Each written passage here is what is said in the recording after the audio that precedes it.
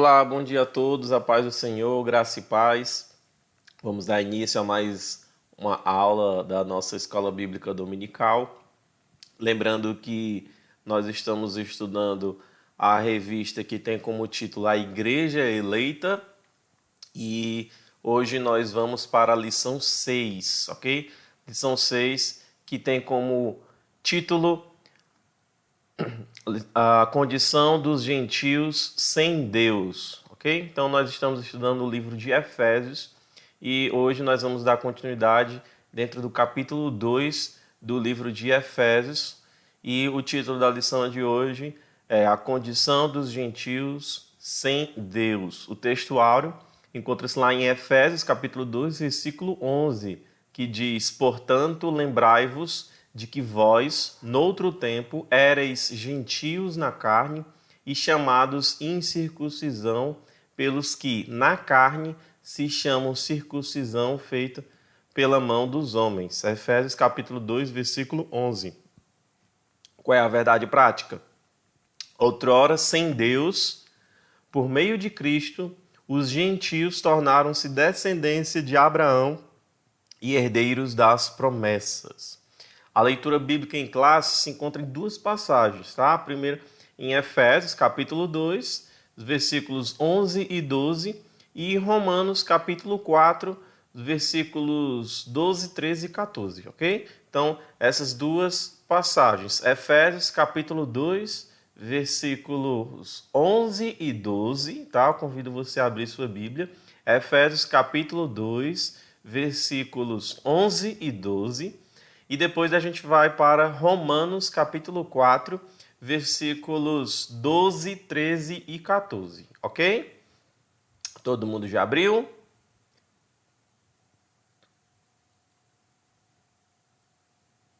Ok, diz assim, Efésios capítulo 2, versículo 11. Portanto, lembrai-vos de que vós, noutro tempo, éreis gentios na carne e chamados incircuncisão pelos que, na carne, se chamam circuncisão feita pela mão dos homens, que naquele tempo estáveis sem Cristo, separados da comunidade de Israel e estranhos aos concertos da promessa, não tendo esperança e sem Deus no mundo. Romanos capítulo 4, versículo 12. E fosse pai da circuncisão daqueles que não somente são da circuncisão, mas que também andam nas pisadas daquela fé que teve nosso pai Abraão, que tivera na incircuncisão. Porque a promessa de que havia de ser herdeiro do mundo não foi feita pela lei a Abraão ou a sua posteridade, mas pela justiça da fé. Pois se os que são da lei são herdeiros, logo a fé é vã e a promessa é aniquilada, ok? Então aí na introdução, na presente lição, veremos que o autor de Efésios, lembrando que é o apóstolo Paulo, lembra aos gentios que antes da regeneração, eles eram incircuncisos e haviam experimentado 5 formas de privação. Estavam sem Cristo, separados de Israel, alienados quanto à promessa, sem esperança e sem Deus no mundo. Ok? Capítulo 2 de Efésios, versículos 11 e 12. Logo estudaremos cada um desses aspectos. Então vamos aí para o primeiro ponto, chamados incircuncisão. Na era antes de Cristo, além de mortos espiritualmente, os gentios eram desprezados pelos judeus e identificados como incircuncisos, Então, lembrando, antes da gente aceitar a Jesus, antes de nós recebermos a Jesus como o Senhor e Salvador da nossa vida, que nós estávamos mortos espiritualmente, nós, os gentios, ou seja, os não-judeus, ok? Além disso, além dessa condição, os gentios eles eram desprezados pelos judeus, porque eles eram chamados de incircuncisos, porque eles não realizavam a circuncisão, ok? E aí você pode até pensar, será se nós devemos fazer a circuncisão? Será se hoje nós devemos fazer a circuncisão, assim como os judeus faziam e fazem até hoje? Ok? É algo que nós vamos falar hoje, tá bom? Mas já fique pensando aí nisso. Então, o conceito de circuncisão. Circuncisão é... E aí você pergunta, né? O que é a circuncisão? É a remoção cirúrgica do prepúcio do órgão sexual masculino, ok? Era prescrito na lei como o sinal externo de quem pertencia ao povo da aliança com Deus. Se você abrir sua Bíblia, lá no livro de Gênesis, capítulo 17, versículo 10 e 11, diz assim, ó: Esta é a minha aliança que guardareis entre mim e vós e a tua descendência. Todo macho entre vós será circuncidado. Circuncidareis a carne do vosso prepúcio. Será isso por sinal de aliança entre mim e vós. Ok? Então, aqui em Gênesis capítulo 17, a gente vê o Senhor Deus falando a Abraão a respeito da circuncisão, ok? O procedimento era realizado no 8º dia de vida dos nascidos em Israel ou estrangeiros comprados a dinheiro, conforme a gente pode ver em Gênesis capítulo 17, versículo 12, ok? Gênesis 17, versículo 12. O que tem 8 dias será circuncidado entre vós, todo macho nas vossas gerações, tanto escravo nascido em casa como comprado a qualquer estrangeiro que não for da tua estirpe. Quem não era circuncidado era tido como incircunciso e, portanto, excluído da aliança. Gênesis 17, versículo 14. O incircunciso que não for circuncidado na carne do prepúcio, essa vida será eliminada do seu povo. Quebrou a minha aliança. A circuncisão tornou-se um sinal que distinguia, né, que diferenciava os judeus dos demais povos gentílicos, né, de todos os outros povos não judeus, ok? E qual era o significado religioso da circuncisão? Seu significado religioso apontava para a santificação. Como a corrupção e as práticas idólatras estavam fortemente relacionadas com a sexualidade depravada, a circuncisão simbolizava a aliança de purificação requerida ao povo escolhido. Era algo tão sério que os judeus recusavam-se até mesmo a comer com os incircuncisos, conforme a gente pode conferir lá em Atos capítulo 11, versículo 3, que diz assim: entraste em casa de homens incircuncisos e comeste com eles, né? Então era algo muito sério, né, para os judeus. A circuncisão do coração, mas aí olha para esse outro tipo de circuncisão, né? O apóstolo Paulo reconhece que os gentios não faziam parte da circuncisão, né, como os judeus realizavam, mas com uma ressalva. O sinal dos judeus era apenas físico e realizado por mãos humanas.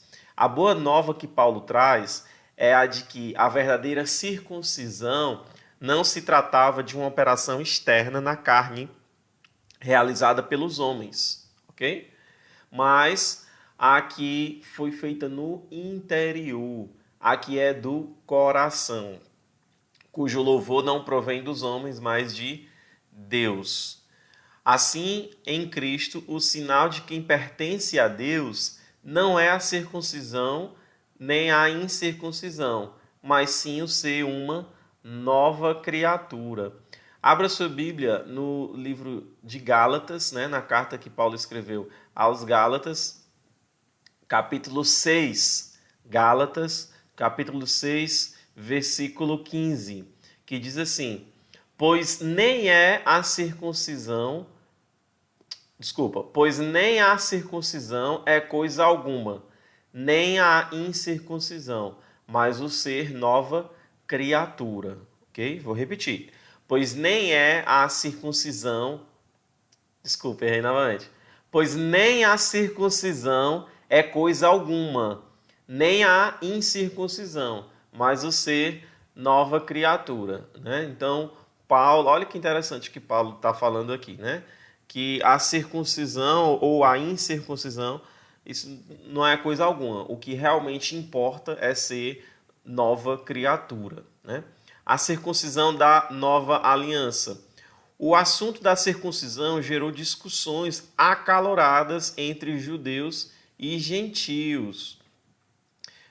A gente em Gálatas, né, a gente vê um episódio lá em Gálatas capítulo 5, versículos 2 e 3. Olha o que é que Paulo fala lá, né? Eu, Paulo, vos digo que, se vos deixar de circuncidar, Cristo de nada vos aproveitará. De novo testifico a todo homem que se deixa circuncidar, que está obrigado a guardar toda a lei, né? Então, olha o que é que Paulo fala aqui. Você quer circuncidar? Da mesma forma como a lei lá está falando, né? Você quer fazer a circuncisão como os judeus fazem?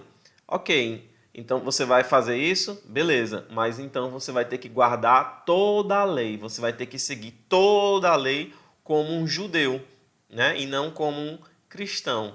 Então aí a gente responde aquela pergunta inicial que eu fiz, né? Será que nós devemos fazer a circuncisão hoje?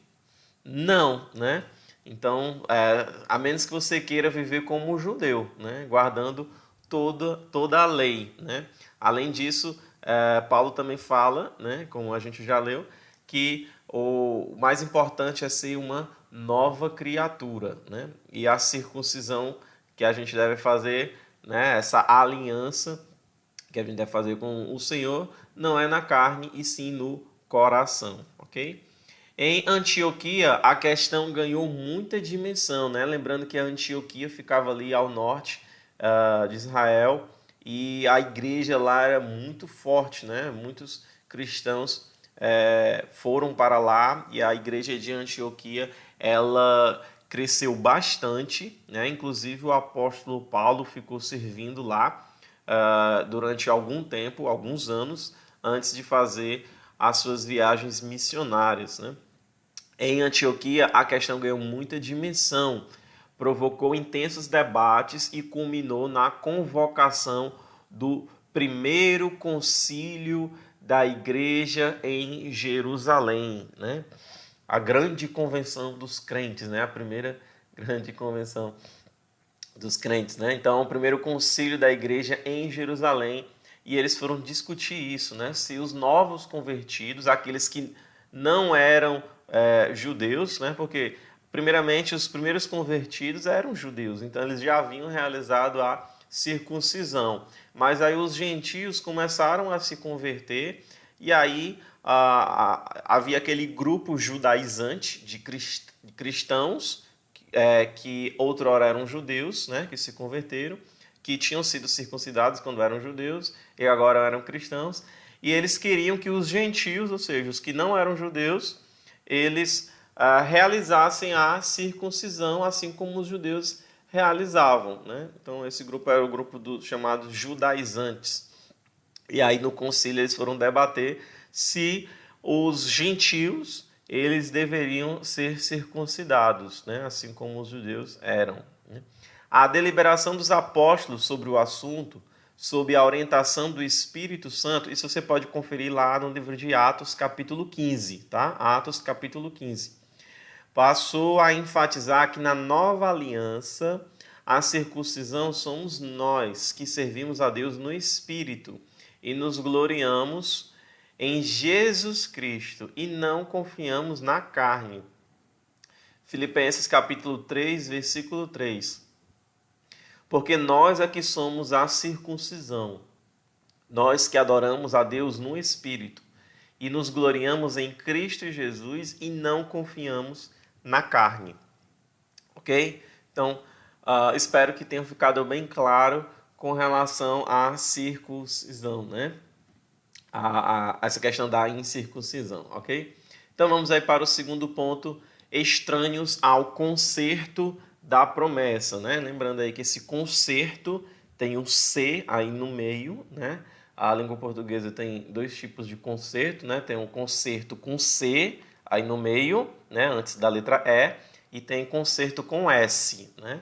Lembrando que o concerto com S, antes da letra E, quer dizer reparar, né? Quando você vai ajeitar alguma coisa, consertar. Aqui não, esse concerto com C, né? Antes da letra E, ele quer dizer aliança, né? Então, estranhos ao concerto da promessa, estranhos à aliança da promessa, ok? Então, nessa parte, o apóstolo Paulo aponta a situação dos gentios. Olha o que é que fala lá em Efésios capítulo 2, versículo 12. Naquele tempo estáveis sem Cristo, separados da comunidade de Israel e estranhos aos concertos da promessa, né? Estranhos à aliança da promessa, ok? Então, uma nova vida sem Cristo. Desculpa, uma vida sem Cristo, não, a velha vida, né? Não a nova. Uma vida sem Cristo. Ao descrever a história passada dos gentios, o apóstolo traz à memória que naquele tempo, ou seja, se referindo ao passado, isto é, antes da regeneração, eles viviam imersos no paganismo e, portanto, sem Cristo. Isso indica que a religiosidade dos gentios era incapaz de inseri-los na promessa messiânica de salvação. Também significa que eles desconheciam a Cristo, como também eram indiferentes às promessas acerca dele e de sua obra. Eles também eram separados da comunidade de Israel, né, os gentios. Ainda no versículo 12, o apóstolo salienta a desvantagem de os gentios não pertencerem à comunidade de Israel. Eles estavam excluídos não só dos símbolos externos, mas também não faziam parte do povo escolhido e, consequentemente, não podiam usufruir dos privilégios da aliança de Abraão. A constatação cruel era a de que Deus não havia se revelado aos judeus de uma forma tão especial como foi com os judeus, pois a chamada divina fora feita somente a Abraão e a sua descendência, né? Conforme a gente pode conferir lá em Gênesis capítulo 17. Okay? Lembre, os teólogos, né, os teólogos falam, né, a respeito de dois tipos de revelação, né, de Deus. Existe a revelação geral e existe a revelação especial, né? Então, seguindo essa ótica, a revelação geral, Deus se revelou a toda a humanidade, né? Tanto aos judeus como aos não judeus, né? A palavra fala, né? A Bíblia fala que os céus proclamam a glória de Deus, né? Então, a todos os povos, de alguma forma, Deus foi revelado a eles, né? Através de toda a criação, né? Que ele realizou. Mas existe a revelação especial, né? Que é a palavra de Deus. E aí o Senhor utilizou um povo para trazer essa revelação, né? Ele utilizou o povo judeu, né? Só você lembrar que os profetas, né? A Bíblia, né? Foi escrita por judeus, ok? A maior parte, né? Pelo menos o Antigo Testamento todo foi escrito por judeus, né? Então, o Novo Testamento é que a gente tem judeus convertidos ao cristianismo e a gente tem gentil convertido ao cristianismo, né? Como no caso de Lucas, né? Que era gentil e se converteu ao cristianismo. Então, o Senhor utilizou o povo judeu, né? Para fazer essa revelação especial, ok? E ele tinha chamado a Abraão, né? De todos os povos, ele escolheu Abraão e falou, né? Sai da tua terra, da tua parentela e vai para uma terra que eu te mostrarei e de ti farei uma grande nação, né? Então, houve uma escolha ali, a descendência de Abraão, né? Seria o povo escolhido, né? Da descendência de Abraão é que veio o povo escolhido. Então, nessa perspectiva, a lei e as promessas pertenciam somente aos judeus, e desse modo os gentios estavam fora do alcance das bênçãos prometidas a Abraão, a Isaac e a Jacó. Entretanto, o que os gentios precisavam saber era que por meio de Cristo, eles também se tornariam descendência de Abraão. Olha que maravilhoso. Então, se você abrir sua Bíblia lá no livro de Gálatas, né, na carta de Paulo aos Gálatas, capítulo 3, versículo 29, diz assim: E se sois de Cristo, também sois descendentes de Abraão e herdeiros segundo a promessa. Né? Então, quando nós aceitamos a Jesus como Senhor e Salvador da nossa vida, né, nós nos tornamos descendência de Abraão, ok? Então, alienados aos pactos das promessas. Uma vez separados da comunidade de Israel, os gentios desconheciam totalmente os vários pactos, né, as várias alianças que Deus estabelecera com os patriarcas israelitas. Esses pactos giravam em torno da grande promessa do advento do Messias, né? Então, as outras nações, elas não tinham, né, o conhecimento total a respeito do Messias, né? Como os judeus tinham, né? Essa expectativa, né? Pelo menos tão revelada para o povo judeu, né? Dentre eles a gente tem o pacto abraâmico, né? Que a gente encontra lá em Gênesis 12, o pacto mosaico em Deuteronômio 28 e o pacto davídico, né? Que foi a promessa, né? A aliança que foi feita ao rei Davi, né? Sobre a descendência dele. Em 2 Samuel, capítulo 7, né? Segundo livro de Samuel, capítulo 7. Esses pactos eram reiterações da promessa messiânica, né? Então a gente encontra no Antigo Testamento várias promessas a respeito do Messias, né? Então os judeus, eles ansiavam, né? Eles estavam esperando, aguardando o Messias, o Salvador do mundo, né? E o problema é que ele veio e os judeus, né, pelo menos a maioria, não o reconheceu como o Salvador, como o Messias, né? E estão aguardando até hoje. Os gentios não tinham noção deles e, por conseguinte, estavam alienados de qualquer promessa ou esperança messiânica. Agora, uma vez regenerados em Cristo, é revelada a grandeza do amor divino. De alienados da promessa, por meio do sangue de Jesus, os gentios tornaram-se herdeiros da maravilhosa promessa, né? Então, através de Jesus, como já li aqui em Gálatas, nós nos tornamos descendência de Abraão, então fazemos parte dessa maravilhosa promessa, ok? E aí vamos para o último ponto. Sem esperança e sem Deus, ok? Agora Paulo passa a descrever a situação dos gentios que viviam, olha o que fala lá em Efésios capítulo 2, versículo 12, não tendo esperança e sem Deus no mundo. Essa era a nossa condição antes de aceitarmos, antes de recebermos Jesus como Senhor e Salvador das nossas vidas. Éramos desprovidos de esperança. A palavra esperança traz a ideia de confiança. E nas Escrituras, o seu principal uso está ligado à confiança nas promessas divinas, né? Então, se você conferir lá em Jeremias, né? Jeremias capítulo 17, versículo 7, diz assim: Bendito o homem que confia no Senhor e cuja esperança é o Senhor. Ok?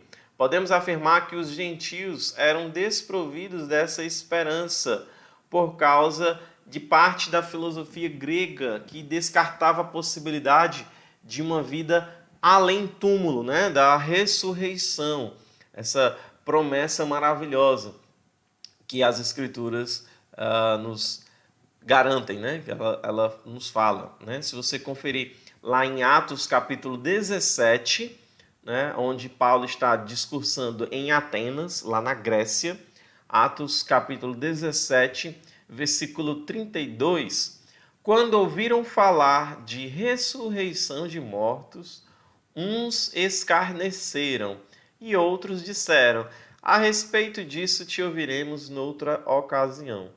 Né? Então, eles descartavam essa possibilidade. Né? E além dessa questão, embora Deus tivesse decretado incluir os gentios no plano da salvação, eles mesmos ignoravam essa promessa e por isso não tinham em que sustentar qualquer esperança. Como a esperança é a âncora para a alma, os gentios desprovidos dela padeciam de medo e incertezas. Por conseguinte, a falta de esperança e de paz revelava a ausência de Deus. Sem Deus no mundo. A expressão sem Deus não significa que os gentios não serviam ou não acreditavam numa divindade. Se você conferir lá a primeira carta de Paulo aos Coríntios, capítulo 8, versículo 4, ele diz assim: no tocante à comida sacrificada a ídolos, sabemos que o ídolo de si mesmo nada é no mundo e que não há senão um só Deus. Gálatas capítulo 4, versículo 8, outrora, porém, não conhecendo a Deus, servíeis a deuses que por natureza não o são. Então, ao contrário, eles eram politeístas, ou seja, acreditavam em vários deuses, e idólatras, Eles idolatravam imagens, criaturas, coisas criadas por homens, pois acreditavam e adoravam a muitos deuses. Assim, por meio de seu paganismo, estavam alienados do Deus que havia se revelado a Israel. Isso significa dizer que suas vidas eram regidas pela falsa ideia de divindades pagãs que as mantinham escravizadas em densas trevas espirituais. Trata-se de uma descrição de um quadro calamitoso. Entretanto, e felizmente, esse quadro foi alterado pela intervenção dos desígnios eternos do verdadeiro Deus. João capítulo 17, versículo 3. E a vida eterna é esta, que te conheçam a ti, o único Deus verdadeiro, e a Jesus Cristo, a quem enviaste. Então, os povos gentios, eles acreditavam em vários deuses, Eles adoravam vários deuses, eles eram idólatras, mas eles não conheciam o Deus verdadeiro, o único Deus. E outra coisa interessante é que nenhum desses deuses que eles inventaram, e passaram a adorar é tão amoroso como o Deus verdadeiro, como o nosso Deus.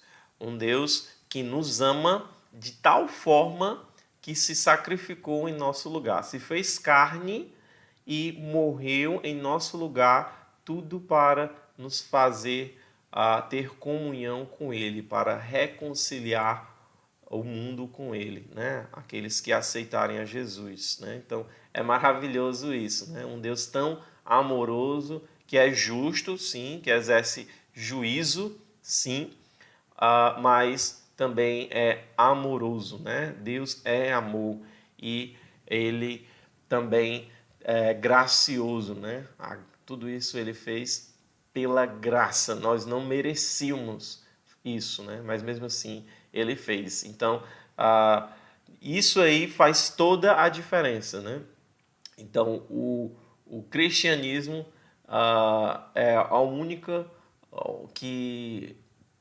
religião, que defende isso, que prega isso, e é o que nós cremos, Por isso nós seguimos esse caminho, ok? Então, conclusão, o cristianismo verdadeiro, Conclusão, noutro tempo éramos incircuncisos e estávamos excluídos da aliança com Deus. Separados de Cristo e de Israel, vivíamos alienados ao concerto, a aliança da promessa, desesperançados e longe de Deus. Era ou não era assim, meu irmão, minha irmã, a sua vida antes de se converter? A minha era assim.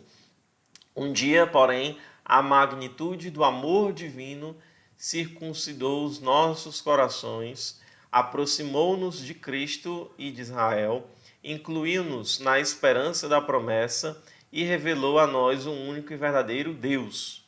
Bendito seja o seu santo nome para sempre. Amém? Então vamos aí relembrar o título da lição de hoje, para a gente encerrar a lição 6, que tem como título A Condição dos Gentios sem Deus, né? O texto áureo se encontra lá em Efésios, capítulo 2, versículo 11, que diz: portanto, lembrai-vos de que vós, né, vocês, no outro tempo, erais gentios na carne e chamados incircuncisão pelos que na carne se chamavam circuncisão feita pela mão dos homens. Qual é a verdade prática? Outrora sem Deus, por meio de Cristo, os gentios tornaram-se descendência de Abraão e herdeiros das promessas. Glória a Deus. Então vamos orar. Senhor Deus, nosso querido amado Pai, eu quero te agradecer porque o Senhor é grande, porque o Senhor é amor. Muito obrigado porque o Senhor nos tornou teus filhos e nós fazemos parte da tua descendência. O Senhor nos adotou, existem inúmeras promessas para nós e nós te agradecemos por tudo isso, porque antes nós andávamos segundo o curso deste mundo, andávamos sem esperança, andávamos sem o Senhor, nos chamou para si e nós te agradecemos por essa maravilhosa graça, porque nós não merecíamos isso, mas o teu amor é tão grande que mesmo nós não merecendo, o Senhor fez tudo isso por nós. Então nós te agradecemos e queremos viver as nossas vidas para te adorar em espírito e em verdade. Ache em nós verdadeiros adoradores para ti, Senhor.